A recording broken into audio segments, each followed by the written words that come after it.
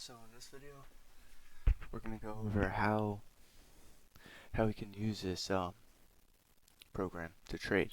It's just gonna be another video of the basics um, to show the new guys how it works. So in the first column right here, we can just see the ticker. This is just the ticker that we are gonna use the information right here for. Okay, simple. Current price of the ticker, simple.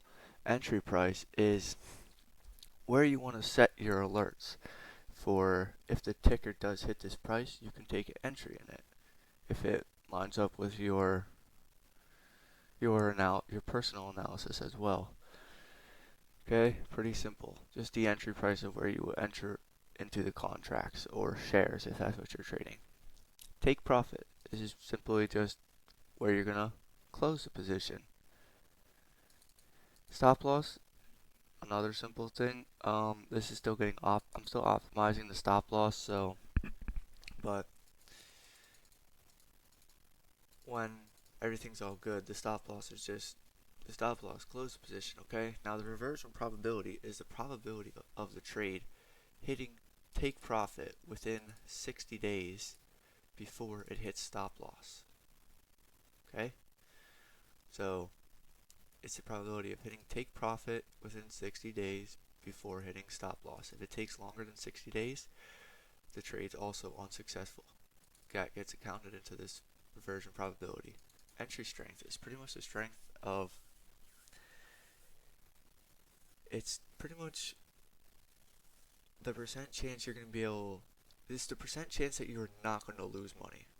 Okay, you could end up break even, you could end up money. So this 91% chance means that there's about 8.5% chance that you will lose money on this trade. Okay, so other than that, you're going to be break even or in profit if you manage to trade correctly. The average days on the successful trades. So this can be used in determining your option expiry. It's going to help you determine what the maturity date of the contract you should buy. So this is 15 days, average days to take profit. So 50% of the time, it takes 15 days or less to hit take profit, and then 50% of the time it takes 16 days or more to hit take profit. Okay, so this is just a 50% mark. So it could take 20 days, it could take 25 days, and this is just rolling days. This is not just trading days, so this is just 15 days in total. Long or short, simple. Buy calls if it's long, buy puts if it's short. Data points is how many times this trade has been tested on. Okay, so they all have good data because all of these you can see are high in data points, so they have good.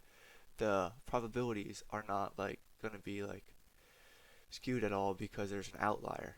No, because these have a lot of data points. Okay. Um, Investor sentiment is in this specific ticker. Are more people buying calls or puts?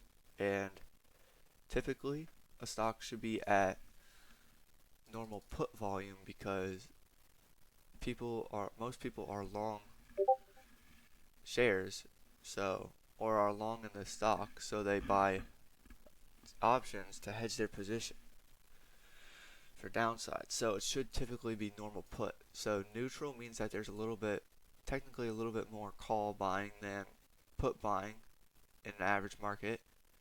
And yeah. So, and then IV percentile, I might change the way this is calculated, but this pretty much means how cheap or how expensive an option is compared to how it was, say, about 2 weeks ago. So you can see all of these are lower now because 2 weeks ago is when we started dropping a lot, around 2 weeks ago. Um, I might change this to a longer period of look back because technically options are not that cheap right now still.